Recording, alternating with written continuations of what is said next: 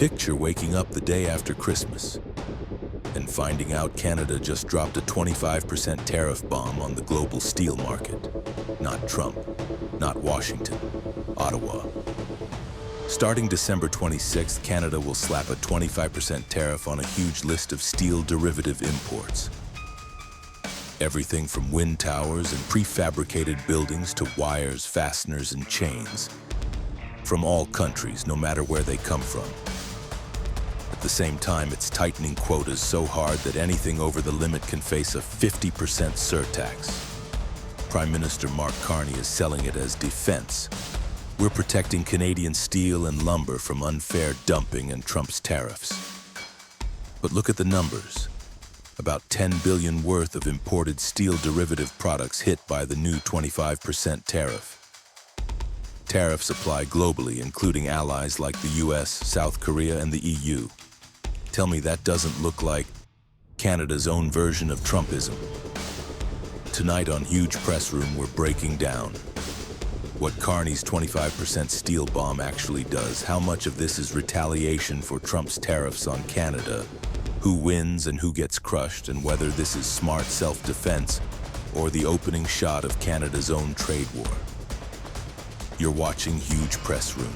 If you want deep dives on Trump versus Canada, tariffs, courts, and border politics, hit subscribe, drop a like, and let's get into it. Let's start with the raw facts. No spin. On November 26th, Carney's office announced a package of new measures to protect and transform Canada's steel and lumber industries. Those measures have three main pillars: a global 25% tariff on a list of steel derivative products, tighter tariff rate quotas, TRQs, for basic steel imports, new supports and financing for Canadian steel and lumber producers. The headline piece, and the one freaking out trade partners, is that 25% tariff. According to the Finance Department's backgrounder, effective December 26th, Canada will impose a 25% tariff on the full value of listed steel derivative products from all countries.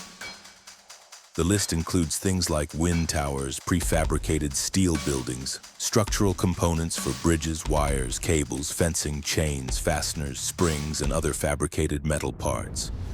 On top of that, for countries with no free trade agreement with Canada, TRQ levels for steel are being slashed from 50% to 20% of 2024 volumes, with any imports above that facing a 50% surtax. For non-CUSMA FTA partners, the quota drops from 100% to 75% of 2024 levels, again 50% surtax over the line. Put simply, if you're sending steel and steel-heavy components into Canada after Dec 26, you're either inside a much smaller quota or you're about to hit a tariff wall. The government says this is about stopping dumped steel from China, Russia, and others, shielding Canadian mills that have been hit by US tariffs and weak global prices, and giving domestic producers room to invest in green, low-carbon steel. But the timing and the structure would make it impossible to ignore the other story. This looks like Carney answering Trump with Trump's own playbook. Remember what Trump did first. In March 2025, the US expanded its own tariffs on steel derivative products, things like nails, wire, and structural components, citing national security and unfair trade practices. That came on top of existing US tariffs on Canadian steel and aluminum, Trump's broader emergency tariffs on Canadian goods under IEPO, and his favorite talking point, that allies like Canada were taking advantage of American workers. Carney didn't respond right away with a mirror move. For months, he tried the good ally strategy. Quiet WTO cases, limited targeted countermeasures, talks with Washington while also talking up diversification. But as the Trump tariffs stayed and then expanded into broader emergency powers, pressure built inside Canada. Steel towns were hurting, lumber exporters were stuck in endless disputes, and politically everyone was sick of being the punching bag. So on Nova 26, Carney basically says, fine, You like steel tariffs? We can do steel tariffs. He doesn't brand it that way. He talks about protecting workers, supporting the transition, or defending Canadian sovereignty. But read the measures. They're not gentle. They're a 25% global bomb plus a 50% over-quota minefield.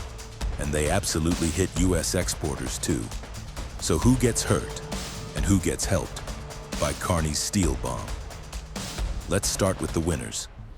Winner number one, Canadian steel mills and their workers.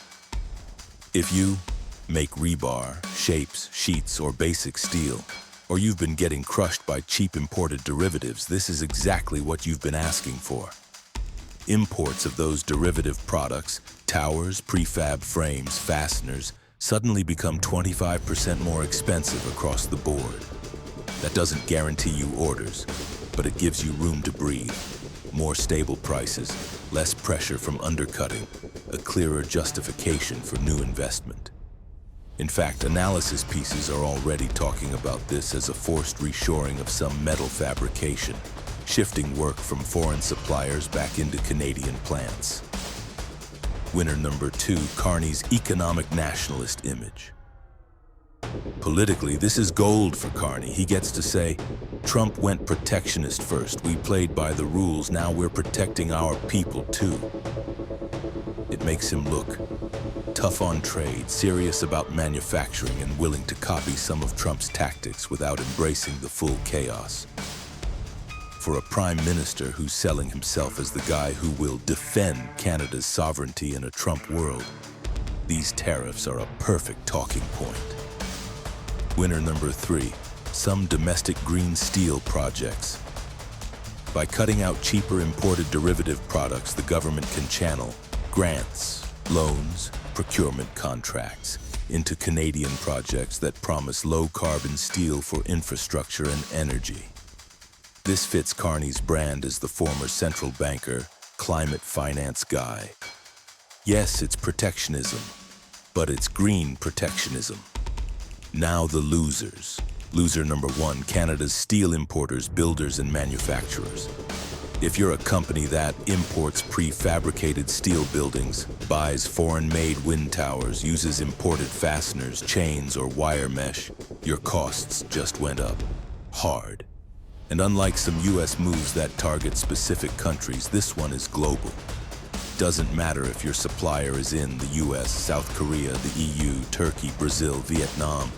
If it's on the list, 25% extra. Analysts are already warning this could add hundreds of dollars per household in hidden costs through higher prices on construction, infrastructure, and consumer goods that use metal components. So when a contractor builds a warehouse, a wind farm, a shopping plaza, the cost of their steel-heavy inputs is rising, and that gets passed on. Loser number two, trade partners who thought Canada was the good cop. Countries like South Korea are already angry. Seoul's deputy trade minister has warned that Canada's new steel measures could harm Korean investment and distort trade, and they're hinting at possible challenges in the WTO. The EU and US aren't thrilled either. Even though Canada's move is partly a response to US tariffs on steel derivatives, it still hits US producers who export those fabricated products into Canada. For years, Canada played the role of rules-based middle power, criticizing Trump's tariffs as illegal, presenting itself as the calm grown-up in the room. Now it's harder to claim the moral high ground while you're imposing your own global 25% steel tariffs. Loser number three, any hope of a quick de-escalation with Trump.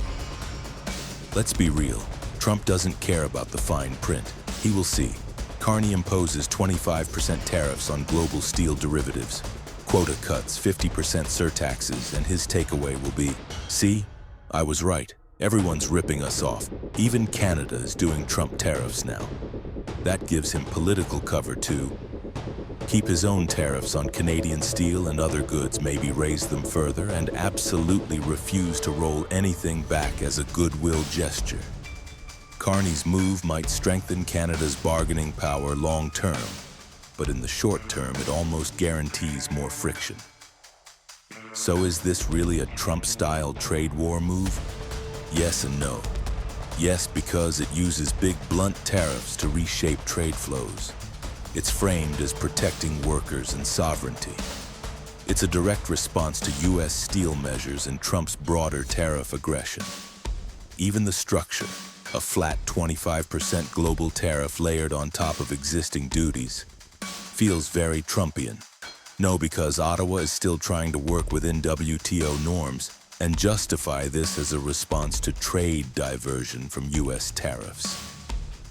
The government is pairing tariffs with industrial strategy and climate goals, not just punishing countries for political theater. Canada is not targeting one country. It's using a global measure designed to stop everyone from using Canada as a side door into the North American market. In other words, Trump uses tariffs as Club Plus slogan. Carney is trying to use them as Shield Plus lever. But for the people paying the duties, that difference might not matter. A 25% tariff is still a 25% tariff. So what does this mean for the bigger Trump-Canada story? It means the era of Canada complains, the US slaps tariffs, and that's the whole story is over. We're now in a phase where Trump weaponizes emergency tariffs on Canadian goods. Carney fires back with 25% global steel bombs. Courts in Washington weigh whether Trump's tools are even legal. And countries like South Korea start blaming Canada for hurting their investments. The longer this goes on, the more everyone's supply chains get rewired. Less trust in stable, open borders, more duplication of factories and mills, more incentive for Canada to integrate with Europe and Asia instead of relying on the US. That's the real danger for Washington. Not that Carney hit some steel derivatives with 25%, but that each move like this pushes Canada further toward a world where the US is just another market, not the center of our universe. Once the infrastructure, contracts, and political narratives shift, even a future US president who wants to fix things will be working against the new wiring. So I'll leave you with this. Is Carney's 25% steel bomb a necessary counterattack that finally stops Canada from being Trump's punching bag? Or is it the start of Canada's own trade war era, where Ottawa is no longer the calm adult in the room, but another player throwing tariff grenades and hoping the fallout is manageable? Would you rather Canada stayed rules perfect and took more short-term pain? Or do you think it's time they fought fire with fire, even if that means higher prices at home and angry partners abroad? Let me know what you think in the comments. If you want to go deeper into this story, check out our other videos here on Huge Press Room Costco versus Trump. Is a warehouse giant about to kill his Canada tariffs? Carney's $170 billion revenge. Canada dumps US weapons for Europe's war fund. From best friend to 51st state. How Trump drove US-Canada relations to rock bottom. Hit subscribe so you don't miss the next chapter of Trump versus Canada. Thanks for watching Huge Press Room. I'll see you in the next one.